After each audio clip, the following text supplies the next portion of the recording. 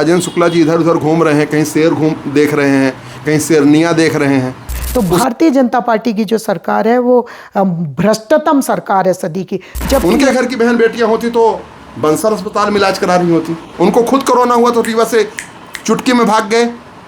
उन अमानक दवाइयों के कारण वो 5 हमारी लाडली बहनें और माताएं आज बेसुध है। ये 7 दिन के अंदर ये व्यवस्था चुस्त दुरुस्त नहीं होती तो मुझे मजबूरन उस अस्पताल में तंबू लगा करके धरने में बैठना पड़ेगा।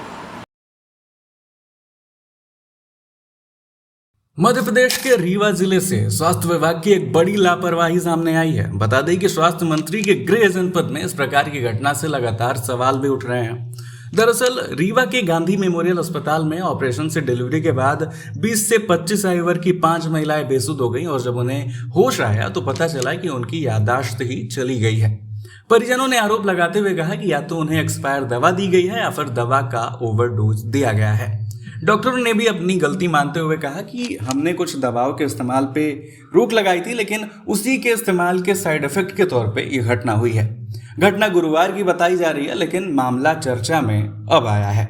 शुरुआती जांच में एनेस्थीसिया की दवा बुपीवाकाइन के साइड इफेक्ट की आशंका जताई जा रही है। पूरा मामला श्याम शाह चिकित्सा महाविद्यालय रीवा का है। अस्पताल अधीक्षक डॉक्टर राहुल मिश्रा ने बताया कि सी सेक्शन के जरिए प्रसव के बाद महिलाएं बेसुध हो गई, लेकिन उन्हें कोमा में जाने से बचा लिया गया। लेकिन हालत बिगड़ने के बाद आईसीयू में शिफ्ट करना पड़ा। इसमें से 4 महिलाएं अब ठीक होकर वार्ड में लौट चुकी हैं, जबकि एक अभी भी आईसीयू में भर्ती है। अस्पताल प्रशासन ने बताया कि सीजेरियन डिलीवरी के दौरान दी जाने वाली दवाओं और एनेस्थीसिया की खुराक की जांच की जा रही है। शक है कि इसमें इस्तेमाल हुई बुपीवाकाइन दवा ने रिएक्ट किया हो। फिलहाल इस दवा का उपयोग पे रोक लगा दिया गया है और सैंपल को कोलकाता जांच के लिए भेज दिया गया है। स्वास्थ्य मंत्री के गृह जनपद में ये बड़ी लापरवाही सामने आई है। आपको जानकारी देते चले कि मध्य प्रदेश के उप मुख्यमंत्री और स्वास्थ्य मंत्री राजेंद्र शुक्ला का रीवा जो है वो गृह जनपद है। ऐसे में सरकारी अस्पताल में हुई यह घटना प्रशासन की कार्यप्रणाली पर सवाल खड़ी कर रही है। हालांकि अस्पताल प्रशासन का दावा है कि अब सभी महिलाएं खतरे से बाहर हैं और विशेषज्ञों की टीम लगातार मॉनिटरिंग कर रही है। देखिए,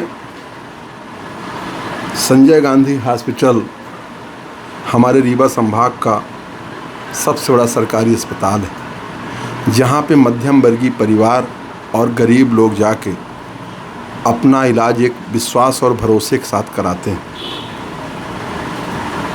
पर मैं विगत कई वर्षों से देख रहा हूँ कि संजय गांधी अस्पताल की हालत बद से बदतर हो गई। ख़ास तौर पर जब से हमारे रीवा के माननीय विधायक राजेंद्र शुक्ला जी स्वास्थ्य मंत्री बने। एक बीमार व्यक्ति स्वास्थ्य मंत्री बन जाए अपने आप में हास्यास्पद है। रीवा के कई डॉक्टर हमको फ़ोन भी किए और बोले कि भैया यहाँ अमानक दवाइयाँ आती हैं। डॉक्टर भी हड़ताल में गए। रीवा के साथ साथ पूरे प्रदेश के डॉक्टर हड़ताल में गए। तो ये तो राजेंद्र शुक्ला जी के लिए चुल्लू भर पानी में डूब के मर जाना चाहिए। बीहर में उनको जाकर के डुबकी लगाना चाहिए। वो महिलाएं, जो महिला हमारी बहन, हमारी माँ जैसी होती हैं और मातृत्व सुख सबसे बड़ा सुख होता है, उसमें वो अपने बच्चे को जन्म देती हैं और बच्चे के जन्म देने के बाद वो किसी को पहचान नहीं पा रहे हैं, अपने बच्चे को नहीं पहचान पा रही। इससे बड़ी दुखद घटना नहीं हो सकती। इसके बाद भी मैं देखा हूँ कि राजेंद्र शुक्ला जी इधर उधर घूम रहे हैं, कहीं शेर देख रहे हैं, कहीं शेरनियाँ देख रहे हैं। उस अस्पताल में नहीं गए।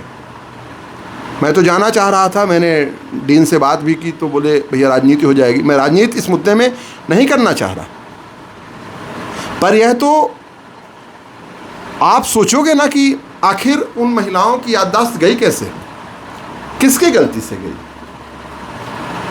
डॉक्टर से पूछो तो डॉक्टर बोलता है अमानक दवाइयाँ। तो अमानक दवाइयाँ देने वाला कौन है? उसको जेल भेजे राजेंद्र शुक्ला। आपके स्वास्थ्य मंत्री रहते हुए आप इस समय मध्य प्रदेश के उप मुख्यमंत्री हो। आपके घर में भी उप मुख्यमंत्री लिखा है, लेटर पैड में भी उप मुख्यमंत्री लिखा है। उस हैसियत से अमानक दवाई देने वाले को आप जेल भेजो। यदि आपके घर की बहन बेटियां होती तो क्या ऐसे ही हो जाता? उनके घर की बहन बेटियां होती तो बंसल अस्पताल में इलाज करा रही होती। उनको खुद कोरोना हुआ तो रीवा से चुटकी में भाग गए। उनको रीवा के अस्पताल पे भरोसा नहीं है। पर मैं आपके चैनल के माध्यम से राजनीति तो नहीं करना चाहता, पर मैं बताना चाहता हूँ कि इस अस्पताल को देने के लिए पंडित श्रीनिवास तिवारी ने अपनी राजनीतिक हत्या कर दी थी। उनका स्वास्थ्य मंत्री पद चला गया था और बाद में उनकी टिकट काटी गई थी। ये 7 दिन के अंदर ये व्यवस्था चुस्त दुरुस्त नहीं होती तो मुझे मजबूरन उस अस्पताल में तंबू लगा करके धरने में बैठना पड़ेगा। मैं अभी इस समय दुखी हूँ क्योंकि ये कोई अच्छी बात नहीं है कि हमारे परिवार की कोई भी बहन हो इस समय वो किस हालत से गुजर रही होगी। मैंने डॉक्टर से पता किया, अभी भी वहाँ 2-3 महिलाएं को सुध नहीं आई। तो राजेंद्र शुक्ला जी को तो पहले वहाँ जाना चाहिए, देखना चाहिए कि वो महिलाएं सुध क्यों नहीं है, किसकी गलती है। पर वो जा रहे हैं शेर और शेरनियाँ देखने। उनको नाचना और तमाशा ये अच्छा लगता, शुरू से उनकी आदत है, उनको इस बीच में अच्छा लगता है। तो मैं यही कहूँगा कि उनको वहाँ जाना चाहिए, और नहीं तो ये 7 दिन के अंदर ये व्यवस्था नहीं सुधरी, खासतौर पे स्वास्थ्य की व्यवस्था। तो मुझे याद है कि पंडित श्रीनिवास तिवारी ने की राजनीतिक हत्या संजय गांधी अस्पताल के लिए की गई थी, तो वो हमारे कांग्रेस पार्टी के आदर्श रहे हैं, तो उनका बलिदान व्यर्थ नहीं जाएगा। संजय गांधी अस्पताल के लिए हमें अपनी जान देनी पड़ेगी तो हम भी देंगे। मैं तो आरोपी को फांसी चाहता हूँ। स्वास्थ्य से संबंधित कोई भी चीज़ें ये फांसी से कम नहीं होनी चाहिए। पता चला है कि वहाँ इंजेक्शन जो बेचे जा रहे हैं AKVN के माध्यम से, कौन सप्लाई कर रहा है कौन सप्लाई नहीं कर रहा है हम ज़्यादा नहीं कहेंगे। राजेंद्र शुक्ला जी जिस दिन से मंत्री बने उस दिन से पता लगा लीजिए कि कौन कौन सप्लाई किया है। इस समय सप्लाई करने वाले रीवा के लोग बन गए। रीवा के लोग प्रदेश की सप्लाई कर रहे हैं। कहाँ रीवा में कौन सी वो मेडिकल प्लांट है, तो रीवा का कोई एक व्यक्ति है जो पूरे मध्य प्रदेश में मेडिकल सप्लाई कर रहा है, मुझे पता चला है। कितना दुखद है। तो FIR बस की बात नहीं कर रहा हूँ मैं, इसमें सीधे सीधे ऐसे दोषियों के ऊपर फांसी होनी चाहिए, मैं इसकी मांग कर रहा हूँ। आपने मेरी सोशल मीडिया नहीं देखी होगी, आप देखिए। मैंने जिस दिन हमारे पास ये आई रिपोर्ट आई कि रीवा के डॉक्टर भी अस्पताल में बैठे हैं और उसमें धरने में बैठे हैं और पूरे प्रदेश के लोग धरने में बैठे हैं, मैंने उसी दिन मांग उठाई थी। और मैं उसी दिन से कह रहा हूँ, मैं मोहन यादव जी से निवेदन करता हूँ कि मोहन यादव जी आप राजेंद्र शुक्ला जी को कोई ऐसा विभाग दे दीजिए जिसमें उनका खाना पूर्ति चल सके। इसमें क्या जब बेचेंगे तो जान चली जाएगी। तो एक बीमार व्यक्ति को जो मानसिक बीमार भी है दिखाइए। ये मैंने कौन सी डेट को है 22 फरवरी को मेरा सोशल मीडिया चेक करिए, मैंने उसी दिन विरोध किया है। और स्वास्थ्य के संबंध में शिक्षा और स्वास्थ्य ये तो जीवन को बदलने वाली चीज़ है, और स्वास्थ्य तो ज़िंदगी को बसने और गुजारने वाली चीज़। देखो मित्र, मैं ये नहीं जानता, मैं ये जानता हूँ कि मैं क्या कर रहा हूँ। मैं कभी किसी के बारे में टिप्पणी नहीं करता कि कौन क्या कर रहा है कौन क्या नहीं कर रहा। मैं ये जानता हूँ कि मैंने अपना राजनीतिक जीवन चुना है, ये सेवा का एक माध्यम है। तो सेवा के माध्यम में मैंने राजनीति चुनी है और जनता ने अभी मुझे विपक्ष पे बैठाया। तो मैं विपक्ष की भूमिका ये नहीं होती कि आप सिर्फ यदि वो अच्छा काम करेंगे तो मैं उनकी प्रशंसा भी करूँगा, पर वर्तमान में मैं देख रहे हो आप स्वास्थ्य की क्या व्यवस्था है। तो इसलिए मैं यही कहूँगा कि राजेंद्र शुक्ला जी आप या तो इस्तीफ़ा दे दो, या तो उनके खिलाफ़ जिन्होंने अमानक दवाई और जहर के रूप में हमारी बहन बेटियों के साथ पिरोई है, परोसी है, उनको आप जेल भिजवाओ, FIR करवाओ और उनको फांसी दो। देखिए लड़ती सेना है, नाम सेनापति का होता है। कोई अच्छा काम होगा मीठ मीठ गप गप कड़ू कड़ू थू थू, अच्छा काम में क्रेडिट राजेंद्र शुक्ला लेंगे और दोषी किसी और को। राजेंद्र शुक्ला जी स्वास्थ्य मंत्री हैं, इसका सारा श्रेय सारा जिम्मा राजेंद्र शुक्ला का है।